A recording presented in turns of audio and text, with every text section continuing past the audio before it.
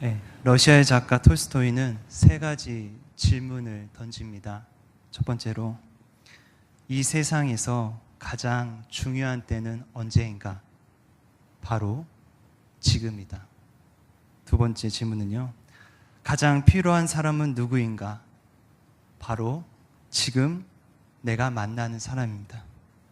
세 번째로, 이 세상에서 가장 중요한 일은 무엇인가? 바로 지금 내 옆에 있는 사람에게 선을 행하는 일이다 라고 말하였습니다. 톨스토이는 가장 중요한 때가 과거나 미래라고 말하지 않습니다. 바로 지금이라고 말합니다. 이는 우리가 살고 있는 바로 이 지금의 시대의 중요성을 강조한 것입니다. 그렇다면 왜 지금이 중요합니까? 우리는 다시 오지 않을 지금 이 시대를 살고 있습니다. 지금은 2019년 3월 24일 주일 오후 예배 시간입니다. 이 시간은 지나면 다시는 오지 않습니다. 지금 어떻게 보내고 있습니까? 빨리 끝났으면 좋을까요?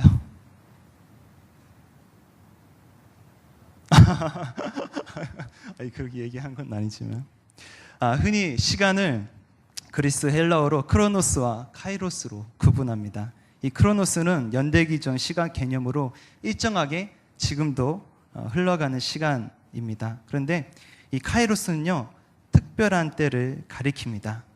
우리 그리스도인의 인생 가운데 가장 특별한 때가 언제입니까?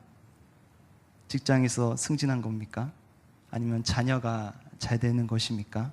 사업이 번창해서 잘 되는 것입니까? 이것도 아마 특별한 일일 것입니다. 하지만 그것보다 더 중요한 때가 있습니다. 바로 하나님을 만나는 때입니다.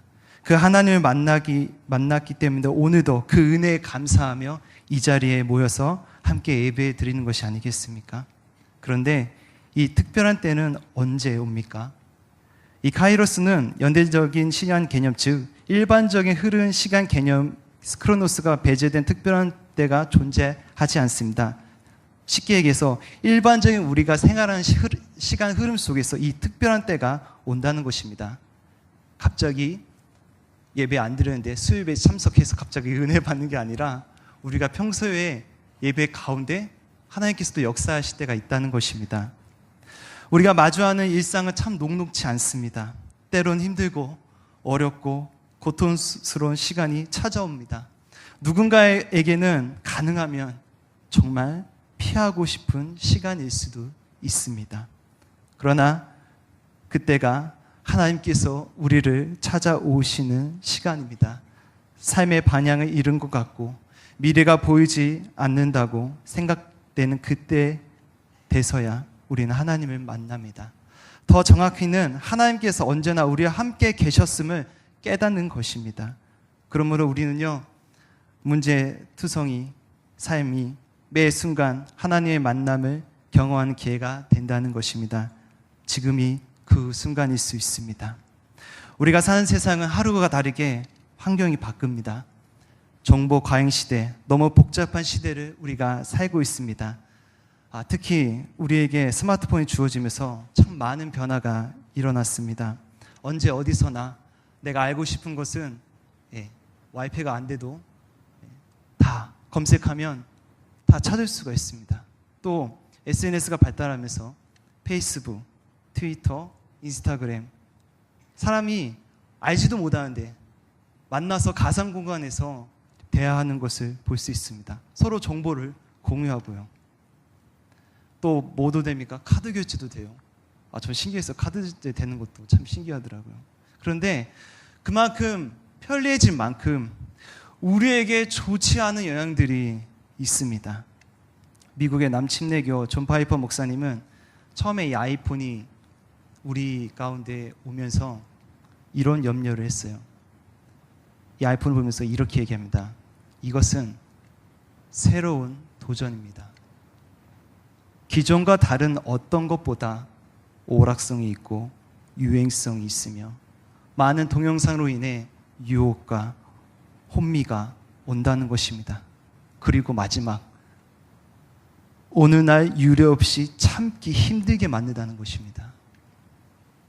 과할 수도 있을 수도 있지만 이게 왜 그러냐면 가지고 없으면 정말 힘들게끔 사람을 참다는 것입니다. 그러다 보니까 정작 중요한 일을 하지 못합니다. 심지어는 대화를 하면서도 계속 핸드폰을 보죠. 저도 이제 하다 보면 계속 그런 게 있더라고요. 우리 그리스도인들은 세상 속에 살아가고 있기 때문에 여기서 크게 벗어나지 못합니다.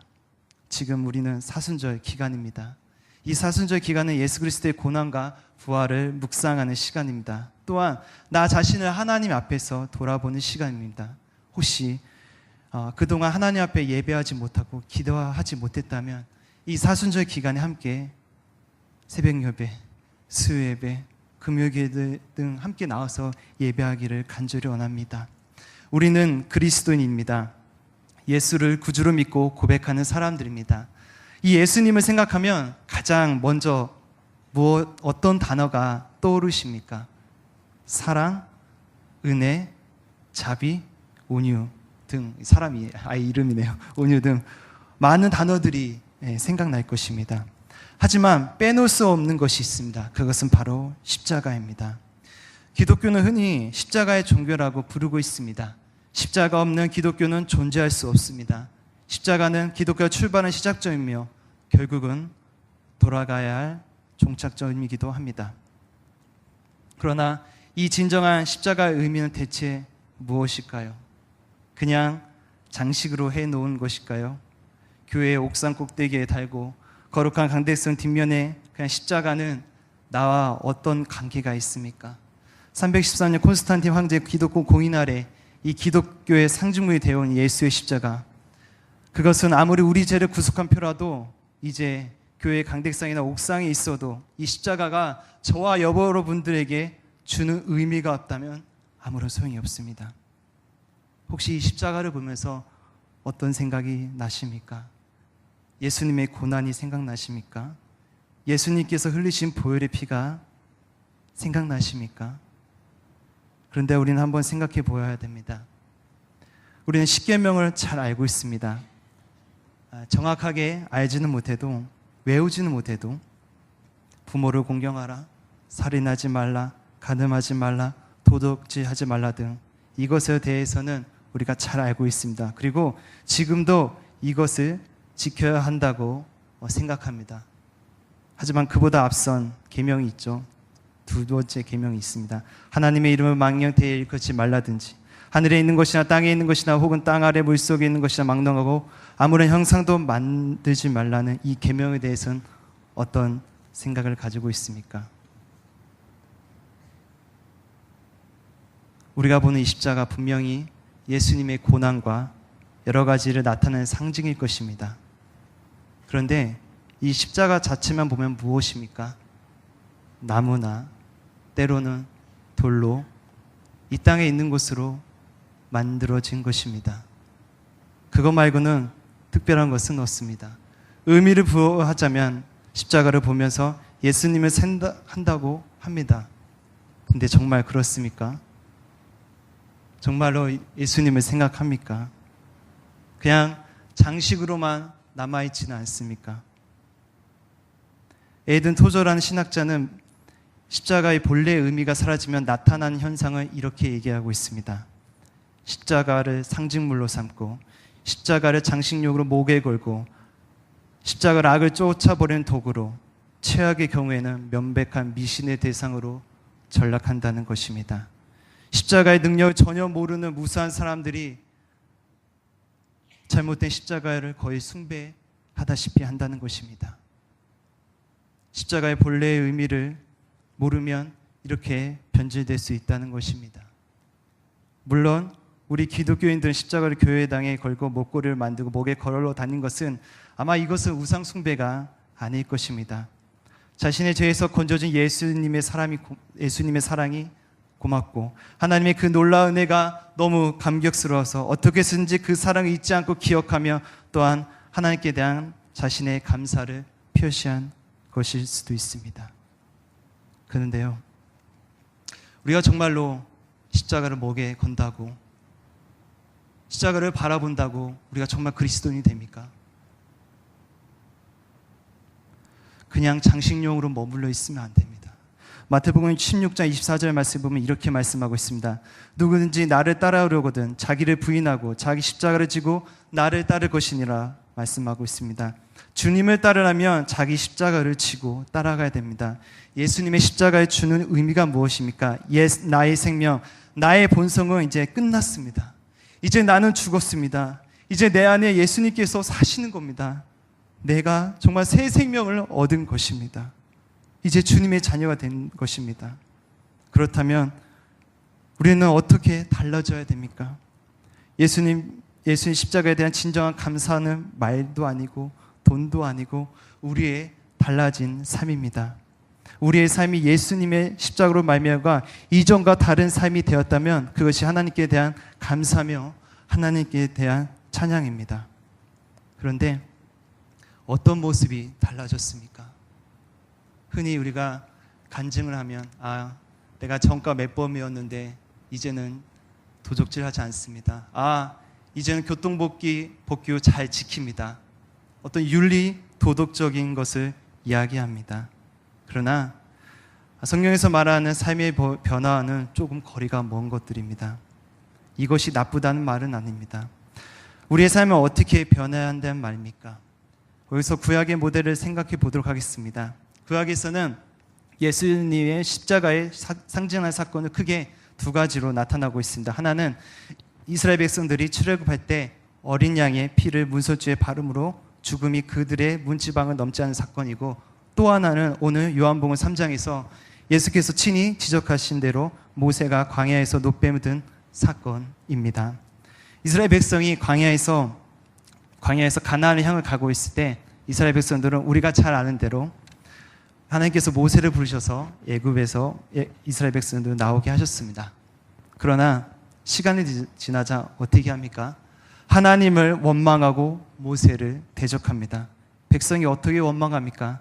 세번역 성경으로 민수기 21장 5절의 말씀에 보면 이렇게 말씀하고 있습니다. 그래서 백성들은 하나님과 모세를 원망하였다. 어찌하여 우리를 이집트에서 데리고 나왔습니까? 이 광야에서 우리를 죽이려고 합니까? 먹을 것도 없습니다. 마실 것도 없습니다. 이 보잘것없는 음식은 이제 진저리가 납니다. 자기들을 애굽 땅에서 종살이나 하며 살도록 내버려 둘 것이지 왜 지금 이 가나안에서 불러내어서 왜 이 고생을 시키냐는 것입니다. 하나님께서 애굽에서 불러낸 목적이 무엇입니까? 애굽에서 이스라엘 백성들이 어떻게 살았습니까? 노예였습니다. 아무것도 할 수 없는 그런 고통과 신음만 가득했습니다. 하나님께서 이스라엘 백성들을 가나안 땅으로 들어간 것은 이제는 하나님의 백성으로 만들기 위해서 불러내신 겁니다. 근데 오늘 말씀을 보니까 불만과 불평이 가득합니다. 오늘 말씀을 보니까 무엇이 문제입니까? 21장 5절에 보니까 먹는 것이 문제입니다.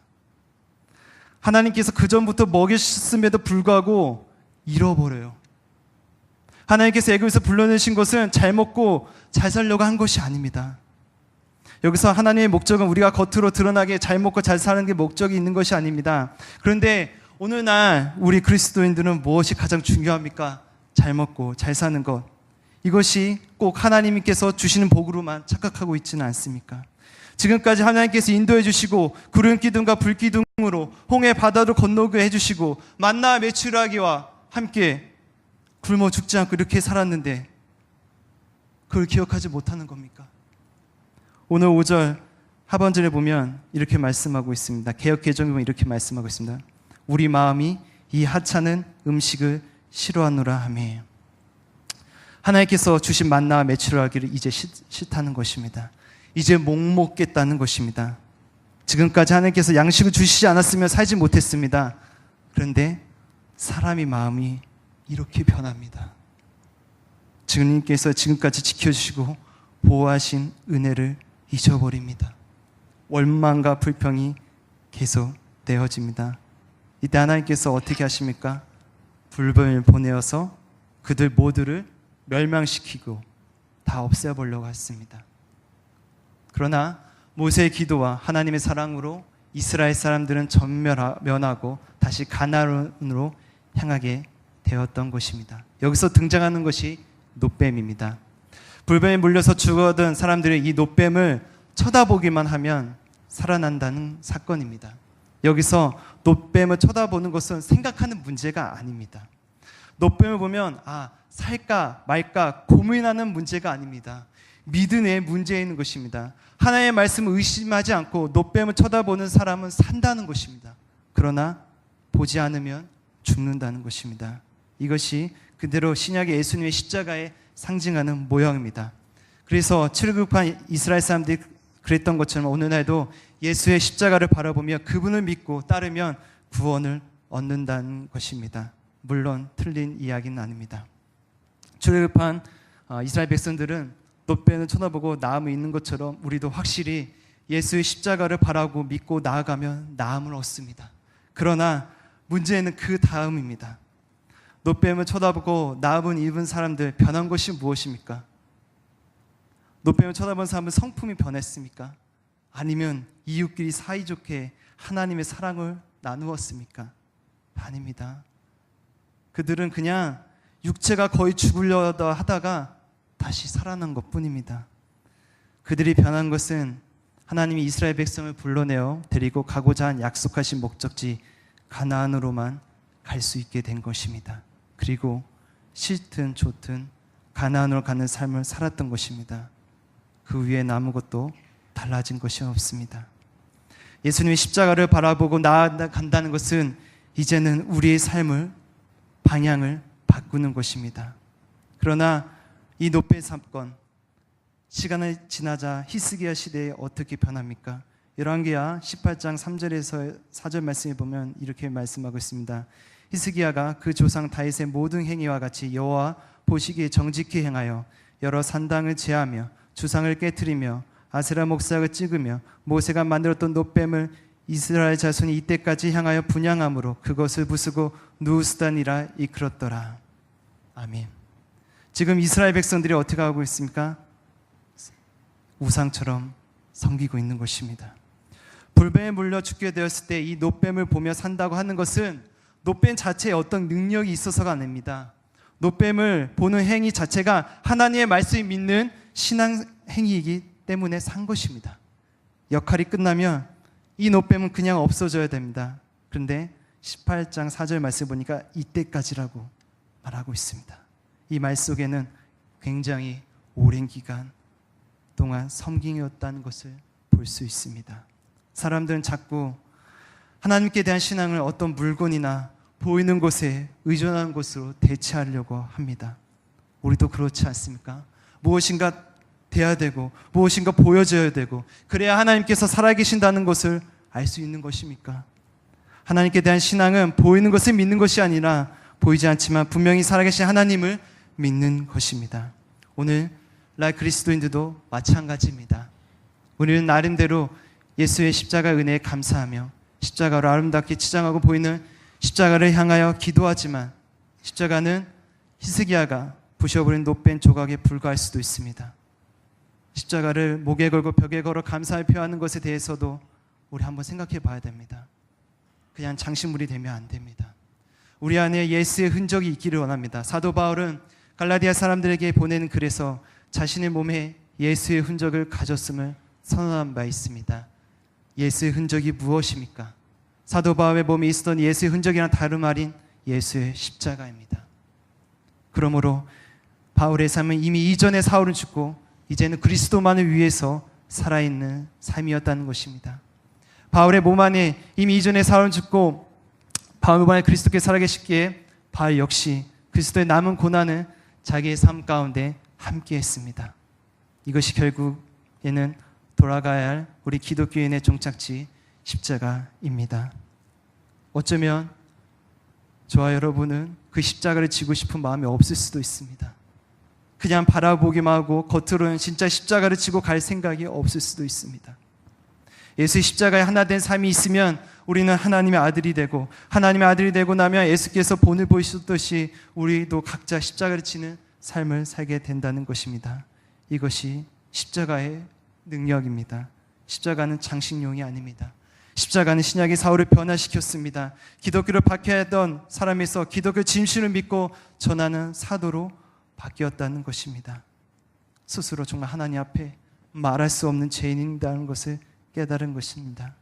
그래서 우리가 정말 죄인인 것을 깨닫고 정말 이 복음을 전하는 자가 되었습니까?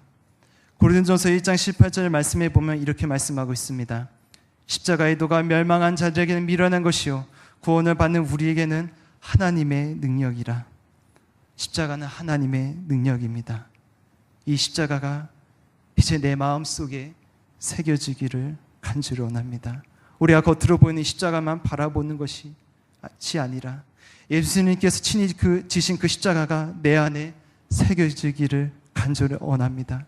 이제 저와 여러분이 이제는 각 개인을 위해서만 사는 것이 아닙니다. 이제 나만을 위해서 사는 것이 아닙니다. 이제는 정말 나는 죽고 정말 예수로 사는 삶을 살아야 한다는 것입니다.